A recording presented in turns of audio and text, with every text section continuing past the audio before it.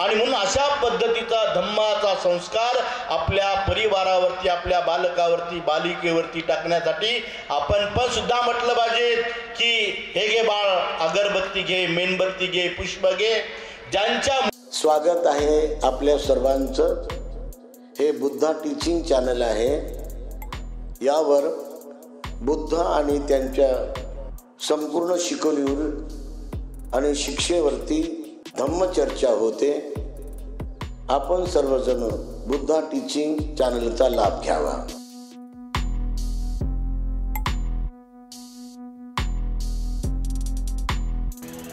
बौद्ध धम्म परिषदेला आपण कशासाठी येतो आणि कोणता संस्कार आपण या धम्म परिषदेमध्ये आपण घेतला पाहिजे की ज्या संस्काराने माणसं मोठी झालेली आहे. केवळ मोठीच झाली नाही तर ती अजरामरही झालेली आहे. अशा एका धम्म संस्काराने, बुद्ध संस्काराने किंवा धम्म संस्काराने माणसं ही मोठी झालेली आहे. धम्म संस्काराने माणसाचं जीवन फुललेलं आहे, फुलून गेलेलं आहे. धम्म संस्काराने माणसं ही अजरामर झालेली आहेत. एवढंच नव्हे तर धम्म संस्काराने माणसाचं जीवन हे पावन आणि पवित्र झालेलं आहे. म्हणजे अशा एका धम्म संस्काराने माणसं घडतात, ज्या संस्काराने माणसं चांगली बनतात. धम्माचा संस्कार हा माणसाला मोठं बनवतो. धम्म संस्कार हा माणसाला घडवत असतो, बनवत असतो. आणि म्हणून एका ठिकाणी म्हटलेलं आहे की संस्कारेण संस्कृती. आपल्या मनावरती जे संस्कार पडल्या जातात, ज्याच्यामुळं आपण घडला जातो, बनला जातो, असा हा मानवी संस्कार जो चित्ताला, मनाला परिशुद्ध करतो, निर्मळ बनवतो. आपण अलीकडचं भदंत उपगुप्त महाथेरोचं उदाहरणही घ्या. एक भिक्षू छोट्याशा मालुंजा नावाच्या छोट्याशा गावामध्ये, औरंगाबादच्या बाजूला जर आपण पाहिलं तर छोट्याशा मालुंजा गावाला भदंत उपाली थेरो जातात.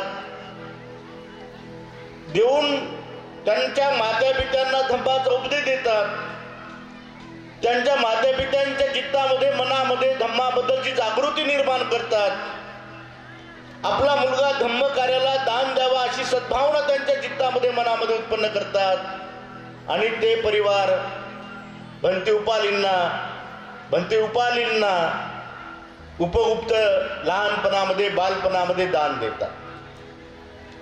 तो दान दिलेला बालक लहानाचा मोठा महाविद्यालयामध्ये, मिलिंद महाविद्यालयामध्ये, नागसेनोनामध्ये शिक्षण घेतो. आणि शिक्षण घेऊन काशा वस्त्र परिधान करून समाजामध्ये फिरतो. आणि समाजामध्ये फिरता फिरता ही एवढ्या मोठ्या गेल्या 21 वर्षापासून या ठिकाणी धम्म प्रबोधनाचं, धम्म परिषदेचं, विहार निर्मितीचं आणि महाराष्ट्रामध्ये गावोगावी जाऊन धम्मदेशनाचं कार्य करतो. हे केवढा मोठा एक धम्म संस्कार आहे की एका संस्काराने माणसं, जेव्हा माणूस घडतो, बनतो, तेव्हा हजारो माणसांना धम्म संस्कार देण्याचं काम करतो. हा धम्म संस्कार मग किती महत्वाचा आहे. आणि म्हणून बाबासाहेब आंबेडकरांच्या वडिलांनी सुद्धा, मातापित्याने, वडिलांनी, रामजी सुभेदाराने सुद्धा बाबासाहेब आंबेडकरांना घडवण्यासाठी बाबासाहेब आंबेडकरांवरती 2 संस्कार दिले होते. एक विद्येचा संस्कार दिला होता आणि त्या काळातला धम्म संस्कार दिला होता की ज्या संस्काराने बाबासाहेब आंबेडकर घडलेले आहेत. रामजी सुभेदाराने हे 2 संस्कार दिले होते. एक विद्येचा संस्कार दिला आणि एक धम्म संस्कार दिला. एका विद्येच्या संस्कारासाठी जेव्हा आपल्या घरामध्ये छोट्याशा पाटावरती बालभिवा बसायचा, तेव्हा ते त्या काळातले धार्मिक ग्रंथ, दोहे, पूजापाठ म्हणायचे. आणि जेव्हा शालेय अभ्यास करायचे तेव्हा एक छोटंसं आसन असायचं, त्यावरती विद्येच्या आसनावरती बसून बाबासाहेब आंबेडकर ज्ञानार्जन करायचे. या 2 संस्कारामुळं बाबासाहेब आंबेडकर आपलं संपूर्ण आयुष्य रामजी सुभेदारांनी बालभिवावरती चांगले संस्कार टाकल्यामुळं बाबासाहेब आंबेडकर भविष्यामध्ये बाबासाहेब आंबेडकर झालेले आहेत. आणि म्हणून हा संस्कार माणसाला जीवनाला घडवत असतो, बनवत असतो. आणि म्हणून आपण पाहतो भगवान बुद्धाच्या काळामध्ये की ज्या ज्या लोकांनी धम्माचा उपदेश ऐकला, ज्यांच्या चित्तावरती भगवान बुद्धाची वाणी पडली, कानावरती वाणी पडली, भगवान बुद्ध भेटलेत किंवा भगवान बुद्धांनी उपदेश दिला, तो उपदेश त्यांनी ऐकला आणि ऐकून आपल्या चित्तावरती, मनावरती तो धम्माचा संस्कार आपल्या मनावरती घेतला आणि मनावरती घेऊन आपलं जीवन बदलून टाकलं. अंगुलीमाल नावाचा डाकू होता, आपला सर्वांना कथा माहीत आहेत, कथा सांगणार नाही. अंगुलीमालाने फक्त तथागत भगवान बुद्धाचे 2 शब्द ऐकले, थांब अंगुलीमाल, मी थांबलेला आहे, तूही थांब. एवढेच 2 शब्द ऐकले, अंगुलीमाल बदलला, बौद्ध भिक्षू झाला आणि बौद्ध साहित्यामध्ये, इतिहासामध्ये आज अजरामर झालेला आहे. आम्रपाली नावाची गणिका भगिनी ज्या भगवान बुद्ध आम्रपालीच्या आम्रवनामध्ये जातात, तिला उपदेश करतात, ती भोजनदानाचं निमंत्रण देते आणि निमंत्रण देऊन आपलं आम्रवनही दान देते आणि बौद्ध भिक्षुनी बनते आणि एका भगवान बुद्धाच्या वचनानं आपलं जीवन बदलून जाते. जीवनही बदलून गेलं आणि ती धन्यही झाली आणि आज बौद्ध साहित्यामध्ये, इतिहासामध्ये अजरामर आहे. पटाचारा असेल, किसा गौतमी असेल, राजा बिंबिसार असेल, राजा बिंबिसाराने तर भगवान बुद्धाची जेव्हा पहिली भेट झाली तेव्हा तो राजा बिंबिसार म्हणतो की मी राज्याभिषेक झाल्यानंतर माझ्या राज्यामध्ये भगवान बुद्ध यावेत, मला भगवान बुद्धाचा उपदेश लाभावा, मला त्यातून काही ज्ञान प्राप्त व्हावं आणि मला भगवान बुद्धाची सेवा करण्याची संधी मिळावी. ह्या 3ही गोष्टी राजा बिंबिसाराला प्राप्त होतात आणि राजा बिंबिसार सुरतापन्न होतो. जर नुसता केवळ राज्यभार केला असता तर राजा बिंबिसार हा बौद्ध धम्माच्या इतिहासामध्ये हा अजरामर झाला नसता. किंवा अनेक राजे आहेत जे आपण पाहतो की राजा बिंबिसार आहे, राजा सम्राट अशोक आहे की ज्या सम्राट अशोकाला मोगल्ली पुत्त तिसाच्या बौद्ध भिक्खूचं श्रामणीराचं धम्म उपदेश मिळाला आणि सम्राट अशोक हा केवळ भगवान बुद्धाच्या एका वचनाने, ज्याने कलिंगचं युद्ध केलं होतं, ते युद्ध थांबवून आपल्या जीवनामध्ये त्यांनी भगवान बुद्धाचं एक वचन अपमाद वग्ग त्यांनी ऐकला आणि अपमाद वग्ग ऐकून आपलं जीवन बदलून घेतलं आणि ज्या सम्राट अशोकाने कलिंगचं युद्ध केलं तोच काल अशोक धम्मा अशोक बनण्यासाठी त्यांनी 84,000 बुद्ध विहाराची निर्मिती केली. आपला पोटचा पुत्र महेंद्र आणि पुत्री संघमित्राला दान देऊन तो धम्माचा सखा, धम्माचा दाया झाला. केवळ एका भिक्खूच्या बुद्ध वचनाचं वचन ऐकून आपलं जीवन परिपूर्ण बदलून घेतलेलं आहे. आणि म्हणून हा संस्कार माणसाला घडवत असतो, बनवत असतो.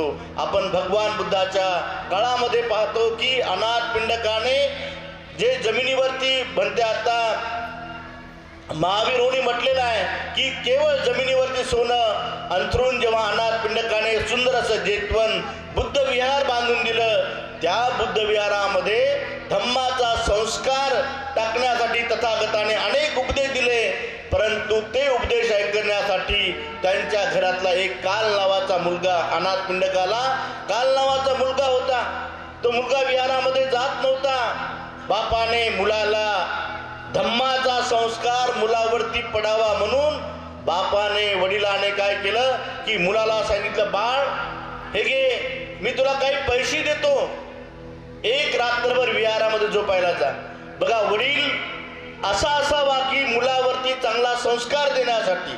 जर मुलगा व्यसनाधीन असेल किंवा मुलगा म्हणजे अनेक दुर्गुण मुलं आपल्या मुलामध्ये असतील तर त्याला सद्गुणी बनवण्यासाठी अनाथ पिंडकाने आपल्या मुलाला सांगितलं की बाळ हे घे, चाराने घे, म्हणजे हे काही पैसे घे, एक रात्रभर विहारामध्ये झोपायला जा.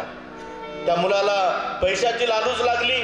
मुलगा विहारामध्ये एक रात्रभर झोपायला गेला आणि झोपायला गेल्यानंतर सकाळी उठून तोंड न धुता वडिलाला पैसे मागितले.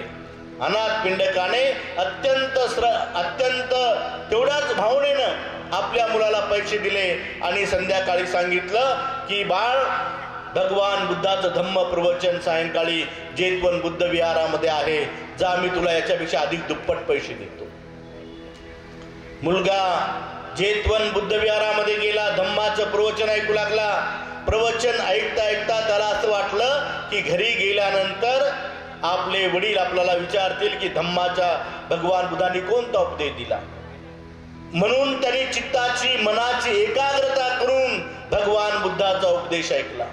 उद्या तुम्ही सुद्धा, तुम्हाला जरी म्हणजे तुम्ही इथे धम्म परिषदेमध्ये आलात आणि धम्म परिषदेमध्ये आल्यानंतर जर तुम्हाला कोणी विचारलं की काल 2 दिवस तुम्ही धम्म परिषदेला गेलात, तिथे काय उपदेश दिला, आणि जर तो तुम्हाला सांगता आला नाही, चित्ताची मनाची एकाग्रता करून जर तुम्ही ऐकलं, तर तुम्ही उद्या दुसऱ्या उपासिकेला, गावातल्या आपल्या बांधवांना किंवा आपल्या शेजाऱ्या पाजाऱ्यांना आपण सांगू शकाल की नाही, या त्या ठिकाणी अशा प्रकारची धम्म प्रवचनं झालेली आहेत.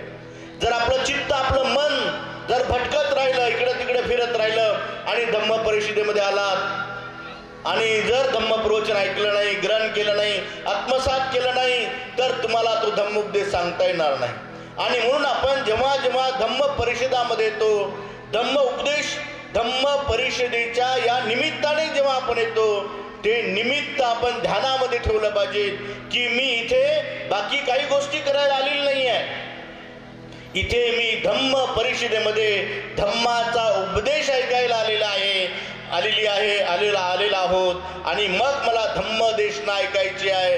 आणि धम्म देशना ऐकून माझ्या चित्तावरती, माझ्या मनावरती हा धम्माचा संस्कार झाला पाहिजे आणि त्या धम्म संस्काराने माझं जीवन परिवर्तन झालं पाहिजे, माझ्या जीवनामध्ये बदल झाला पाहिजे, माझं पूर्व जीवन हे बदललं पाहिजे. माझ्या जीवनामध्ये जर जुन्या संस्कार, जुने रूढी परंपरा, जुने कर्मकांड, जुन्या सवयी असतील, जुना अंधश्रद्धाळू मन असेल, तर ते माझं बदललं पाहिजे आणि एक नवा धम्माचा संस्कार माझ्या जीवनामध्ये घेतला पाहिजे. परंतु मी काल तिथे बघितलं होतं की जसं एखाद्या देवळामध्ये लोक जातात, अगरबत्ती घेतात, मेणबत्ती घेतात, फुलं वाहतात आणि फुलं वाहून दर्शन घेतात आणि बाहेर पडतात, तशा प्रकारे काल या बुद्ध विहारामध्ये रांगा लागल्या होत्या. आपण जरूर बुद्ध दर्शन घेतलं पाहिजे, जरूर आपण धम्म दर्शन घेतलं पाहिजे, जरूर आपण संघ दर्शन घेतलं पाहिजे, जरूर आपण संघाची सेवाही केली पाहिजे. परंतु तेच करत असताना आपण जी गोष्ट करतो ते केवळ बाह्य लोकांचं अनुकरण करू नका, तर आपण आपल्या जीवनामध्ये प्रज्ञायुक्त चित्ताने बुद्धाच्या गुणांचं स्मरण करून, धम्माच्या गुणांचं स्मरण करून, संघाच्या गुणांचं स्मरण करून जर आपण त्या ठिकाणी आपण अशा पद्धतीने तथागतांना अगरबत्ती, मेणबत्ती, पुष्प जर आपण जेव्हा आपण अर्पण करतो, तेव्हा त्या बुद्ध, धम्म, संघ आणि बाबासाहेब आंबेडकरांच्या पुतळ्याला अर्पण करत असाल, तर आपण तेव्हा त्या गुणांचं आपण स्मरण केलं पाहिजे आणि स्मरण करून आपण ती पूजा केली पाहिजे. आणि म्हणून आपण आपल्या जीवनामध्ये हा जो संस्कार आहे, तो संस्कार हा जीवनाला घडवत असतो, बनवत असतो. मी सांगत होतो की अनाथ पिंडकाचा मुलगा हा जेव्हा दुसऱ्या दिवशी विहारामध्ये गेला, धम्म प्रवचन ऐकलं, चित्ताची मनाची एकाग्रता करून त्यांनी धम्म प्रवचन ऐकलं आणि प्रवचन ऐकल्यानंतर जेव्हा सर्व लोक निघून जाऊ लागले होते, तेव्हा तो बालक, छोटासा बालक, अनाथ पिंडकाचा मुलगा भगवान बुद्धाकडे गेला, भगवंताला हात जोडले आणि म्हणाला, भगवान, मी अनाथ पिंडकाचा पुत्र आहे, आपण माझ्यासोबत घरी चलावं. बघा हे परिवर्तन, की जो मुलगा कधी विहारामध्ये जात नव्हता, परंतु एका प्रवचनाने भगवान बुद्धाकडे गेला, हात जोडले, भगवंताला म्हणाला, भगवान, माझ्यासोबत माझ्या घरी चलावं. की ज्या मुलाने पहिल्या दिवशी वडिलाला पैसे मागितले होते, तो मुलगा जेव्हा भगवान बुद्धाचं बुद्ध वचन ऐकतो, तेव्हा तोच मुलगा भगवंताला घेऊन आपल्या घरी जातो. ही श्रद्धा, ही भावना, ही श्रद्धा आपल्या मनामध्ये उत्पन्न झाली पाहिजे. जेव्हा आपण एखाद्या भिक्खूची धम्मदेशना ग्रहण करतो, तेव्हा आपल्याही चित्तामध्ये ती भावना निर्माण झाली पाहिजे की मी कधी एखाद्या बौद्ध भिक्खूला भोजन दान देऊ, कधी मी एखाद्या बौद्ध भिक्खूला चिवरदान देऊ, कधी मी एखाद्या बुद्ध विहाराच्या बांधकामासाठी मी दान देऊ, कधी मी उपोषित व्रताचं पालन करू, कधी मी दैनंदिन जीवनामध्ये पंचशिला ग्रहण करू, कधी मी उपोषिताच्या दिवशी पौर्णिमेच्या दिवशी मध्ये विहारामध्ये जाऊ. ही चेतना, ही भावना आपल्याला धम्म प्रवचन ऐकल्यानंतर आपल्या चित्तामध्ये मनामध्ये उत्पन्न झाली पाहिजे. की जशी अनाथ पिंडकाच्या मुलाच्या चित्तामध्ये मनामध्ये ही भावना निर्माण झाली की मी भगवान बुद्धाला भिक्खू संघाला घेऊन मी माझ्या घरी जाईन, आणि ती भावना अनाथ पिंडकाच्या मुलाच्या चित्तामध्ये मनामध्ये उत्पन्न झाली. आणि उत्पन्न झाल्यानंतर तो मुलगा भगवान बुद्ध अनाथ पिंडकाच्या घरी जातात. अनाथ पिंडक पाहतो की सारे उपासक उपासिका येत आहेत, माझा मुलगा काय आला नाही, आणि पाहतो रस्त्यावरती उभं राहून तर माझा मुलगा हा भगवान बुद्धाला भिक्खू संघाला घेऊन घरी येतो आहे. हे दृश्य जेव्हा अनाथ पिंडक पाहतो तेव्हा अनाथ पिंडक एक उंच आसन आपल्या भगवान बुद्धासाठी टाकतो, छोटा आसन अनाथ आपल्या मुलासाठी टाकतो, आणि मुलगा आल्या आल्या आपल्याला पैसे मागेल म्हणून पैसे सुद्धा सोबत, पैशाचं छोटंसं नाण्याचं गठोडं सुद्धा आपल्या बाजूला ठेवतो. परंतु काय चमत्कार घडतो, भगवान बुद्ध बसतात, भिक्खू संघ बसतात, आणि अनाथ पिंडक आपल्या बालकाला म्हणतो की बालका हे घे पैसे, काल जसे मी तुला दिले आज पैसे घे. तर बालक म्हणतो बाबा मला हे पैसे नको, या पैशाचा मला खरा अर्थ कळालेला आहे. अशा पद्धतीनं अनाथ पिंडकाने आपल्या बालकावरती, आपल्या परिवारावरती धम्माचा संस्कार टाकलेला आहे. आणि म्हणून अशा पद्धतीचा धम्माचा संस्कार आपल्या परिवारावरती, आपल्या बालकावरती, बालिकेवरती टाकण्यासाठी आपण पण सुद्धा म्हटलं पाहिजे की हे घे बाळ, अगरबत्ती घे, मेणबत्ती घे, पुष्प घे. ज्यांच्यामुळं आपल्याला हे माणुसकीचे जीवन मिळालेले आहेत, ज्यांच्यामुळं आपलं परिवर्तन बदललेलं आहे, आपल्याला शिक्षणाचे अधिकार मिळालेले आहेत, चांगल्या चांगल्या प्रकारचे वस्त्र परिधान करायला मिळालेले आहेत, आपलं हे सारं जीवन बदललेलं आहे. त्या बोधिसत्वाचा संदेश होता की किमान आठवड्यातून एक दिवस तरी बुद्ध विहारामध्ये गेलो पाहिजे. हा बाबासाहेबांचा संदेश ऐकण्यासाठी हे घे बाळ, अगरबत्ती घे, मेणबत्ती घे, पुष्प घे, मी तुला 4 आणे देतो, 8 आणे देतो, विहारामध्ये एक दिवस आठवड्यातून जा. असा जर आपण सम्यक संकल्प मला वाटतं या धम्म परिषदेच्या निमित्ताने केला तर तो आपलं येणं हे सार्थक होईल. आणि आपल्या परिवारावरती जे काही अकुशल कर्माचे जे काही संस्कार पडतील, जे काही दारू, गांजा, मादक पदार्थांचं सेवन, गुटखा, पान, सुपारी खाण्याचे जे काही संस्कार आपल्या परिवारावरती पडतात, विहारामध्ये आल्यामुळं ते पडणार नाहीत. आपला मुलगा मुलगी व्यसनाधीन होणार नाही, धम्म संस्कारित होईल, आणि ते संस्कार जीवनभर जर त्याने पालन केलं तर तो आदर्श बौद्ध उपासक बनेल, आदर्श बौद्ध उपासिका बनेल. आणि म्हणून अशा पद्धतीनं आपण आपल्या जीवनामध्ये सदैव या गोष्टीचं आपण नेहमी ध्यान ठेवलं पाहिजे.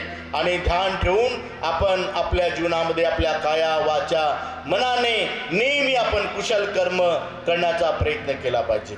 बनते उपालींचा स्मृती दिन आहे. उपाली एक गोष्ट नेहमी सांगायचे, एक विनोदात्मक ती कथा होती खरं तर, की आपण अनुकरणीय कसे आहोत त्या अनुषंगाने बनते उपाली त्या काळामध्ये गोष्ट सांगायची. की एक अशी गोष्ट सांगायची की 2 महिला होत्या. अनेक वेळेला आपण ऐकलेलं असेल कथा, परंतु अनुकरण काल जे मी बघितलेले आहे की विहारामध्ये जाताना कसे लोक अनुकरण करत होते. म्हणजे अनुकरण, त्यांनी पुष्प वाहिले तर मी पण पुष्प वाईल, त्यांनी दान दिलं तर मी दान देईन, ते विहारामध्ये गेले तर आम्ही जाऊ, असं जे काही मानसिक अवस्था असते ती मानसिक अवस्था बदलली पाहिजे. त्याला प्रज्ञेची जोड आपल्या मानसिक अवस्थेला असली पाहिजे.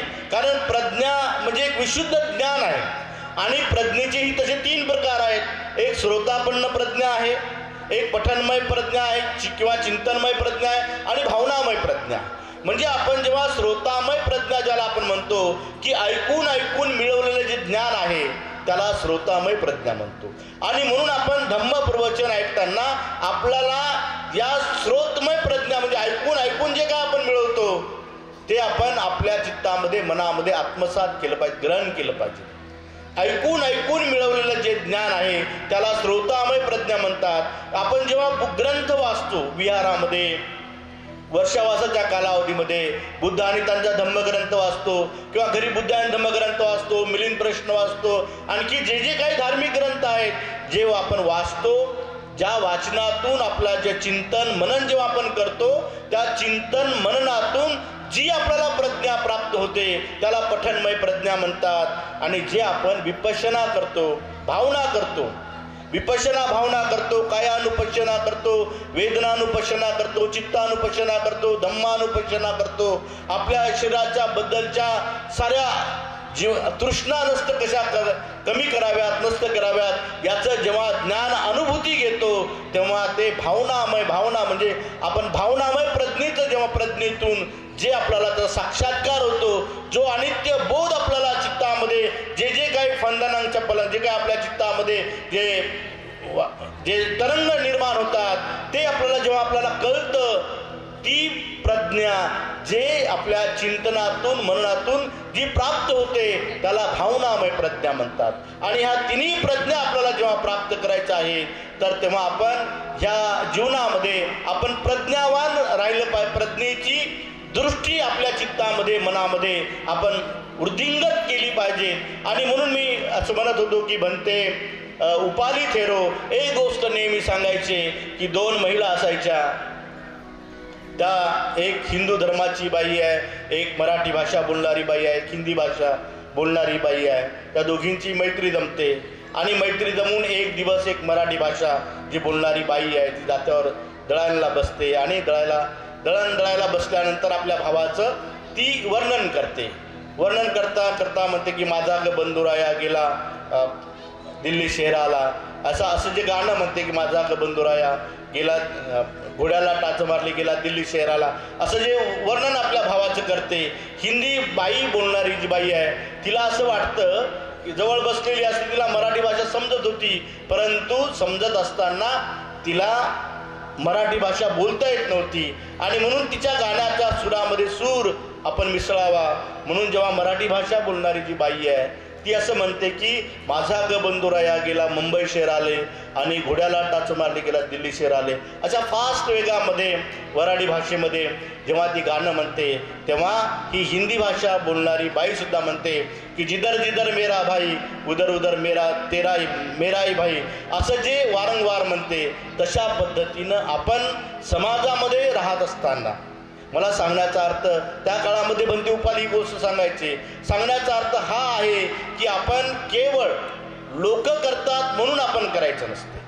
लोक अगरबत्ती घेऊ लागले म्हणून मी पण अगरबत्ती घेऊ लागले, लोक फुलं घेऊ लागले म्हणून लोक आपणही फुलं घ्यावेत, ही भावना आपल्या चित्तामध्ये मनामध्ये नसली पाहिजे. आपण फुलाचे 10 रुपयाचे फुलं असेल, 1 रुपयाची अगरबत्ती असेल, तेच जर आपण बौद्ध भिक्खूच्या धम्म कार्याला जर ते 10 रुपये या ठिकाणी धम्म परिषदेला आल्यानंतर दान दिले तर ते आपले सत्कर्म लागतील, पुण्य त्याच्यातून आपली स्वतःची पारमिता आपली पूर्णत्वाला जाईल. आणि म्हणून जी गोष्ट आपण करतो केवळ अनुकरण म्हणून करू नका, तर ते प्रज्ञायुक्त चित्ताने करा. जे प्रज्ञायुक्त चित्ताने जर आपण जे गोष्टी असतील जर आपण प्रज्ञायुक्त चित्ताने केल्या तर त्याचा एक आपल्याला मानसिक समाधान लाभते, मानसिक सुख लाभते, मानसिक शांती लाभते, मानसिक समाधान लाभते. आणि म्हणून अशा प्रकारचं मानसिक शांती, मानसिक सुख आणि मानसिक समाधान लाभण्यासाठी भगवान बुद्धाच्या काळातल्या ज्या लोकांनी भगवान बुद्धाचा उपदेश ऐकला त्या लोकांचं परिवर्तन झालेलं आहे, कल्याण झालेलं आहे. आणि म्हणून भगवान बुद्धाच्या काळामध्ये एक रठ्ठपाल नावाचा तरुण विद्यार्थी जेव्हा भगवान बुद्धाचा उपदेश ऐकतो तर उपदेश ऐकल्यानंतर त्याच्या चित्तामध्ये मनामध्ये ही भावना होते की हा इतका शुद्ध पवित्र धम्म आहे की तो सद्धम्म मला गृहस्थ जीवनामध्ये राहून मला हा पालन करता येणार नाही, मी बौद्ध भिक्षू झालो पाहिजे.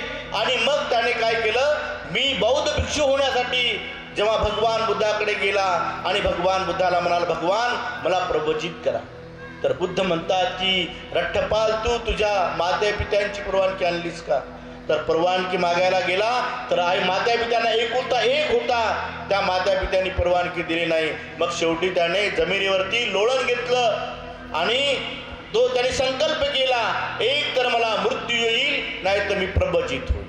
बघा, असा संकल्प आपण आपल्या जीवनामध्ये केला पाहिजे की मी धम्मवान बनण्यासाठी बाबासाहेब आंबेडकरांनी सांगितलं की किमान आम्ही आठवड्यातून एक दिवस तरी बुद्ध विहारामध्ये गेलो पाहिजे. हा संकल्प ठेवून आपण दर पौर्णिमेच्या दिवशी, अष्टमीच्या दिवशी, अमावस्येच्या दिवशी, पौर्णिमेला, दर पौर्णिमेला किंवा किमान आठवड्यातून एक दिवस तरी आम्ही बुद्ध विहारामध्ये आलो पाहिजे. दान धर्म केला पाहिजे, भिक्खूंची सेवा केली पाहिजे आणि हा सेवेचा धर्म आपल्या जीवनामध्ये आपण सदैव पालन करत राहावं, अशा प्रकारची एक मंगल कामना, सद्भावना या ठिकाणी व्यक्त करतो आणि एक छोटंसं धम्म प्रवचन मी इथे समाप्त करतो. साधू साधू साधू.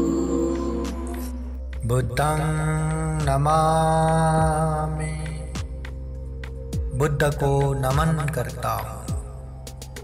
धम्मं नमामि, धम्म को नमन करता हूँ. संघं नमामि, संघ को नमन करता हूँ.